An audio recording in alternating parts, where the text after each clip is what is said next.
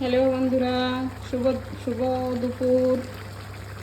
সকাল গড়িয়ে কিন্তু দুপুর হয়ে গেল, আর দুপুরে রান্না বান্নার আয়োজন নিয়ে কিন্তু রান্না শুরু করে দিয়েছি। তো রান্নায় রয়েছে দেখুন আজকে দুপুরে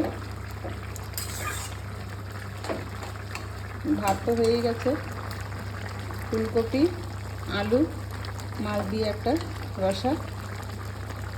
তো রসাটা কিন্তু হয়ে গেছে।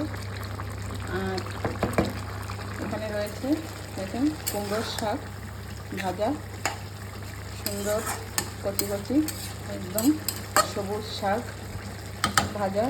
ভাজাটাও হয়ে আসছে, হয়নি এখনো। আর এখানে কিন্তু হচ্ছে পাতায় মাছ ভাজা, কলা পাতায় মাছ ভাজা। তো এটা হচ্ছে ভেটকি মাছ। তো ভেটকি মাছটা কলায় পাতা ভাজা করলে কিন্তু দারুণ সুস্বাদু লাগে। আর এই দেখুন বসে আছে আমার পায়ের কাছে, মাছের গন্ধ পেয়ে আর আগুনের একটু গরম গরম পাচ্ছে তাপ। তো এই যে যেখানে পা দিচ্ছি সেখানে গিয়েই বসে পড়ছে। তো এই হচ্ছে মাছ ভাজা। আর এখানে কিন্তু হয়ে গেছে গরম গরম ভাত, সঙ্গে রয়েছে গরম দুধ, আর কিন্তু রয়েছে খুব মিষ্টি মিষ্টি এই দেখুন পাকা আম।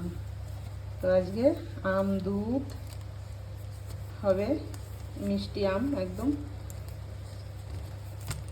আর হবে এই যে লাউ আর চিংড়ি। চিংড়ি কিন্তু এই যে এইটুকু চিংড়ি দিয়ে আর এই লাউ দিয়ে কিন্তু রান্না হবে লাউ চিংড়ি। আর দেখুন রসাটা কিন্তু হয়ে গেছে, আর শাক ভাজাটাও কিন্তু আর একটু হলেই হয়ে যাবে। এই আজকে হচ্ছে দুপুরের এই আয়োজন। তো কেমন লাগলো বন্ধুরা, আপনারা কে কী রান্না করছেন? তো আজকের আমার দুপুরের রান্নাগুলো কেমন লাগলো অবশ্যই কমেন্টসে জানাবেন, সঙ্গে থাকবেন, ভিডিওগুলো দেখতে থাকুন। তো বন্ধুরা রান্না বান্না কিন্তু কমপ্লিট হয়ে গেছে। তো দেখুন এই যে করেছি কিন্তু লাউ চিংড়ি, এই যে রয়েছে পাতায় মাছ ভাজা।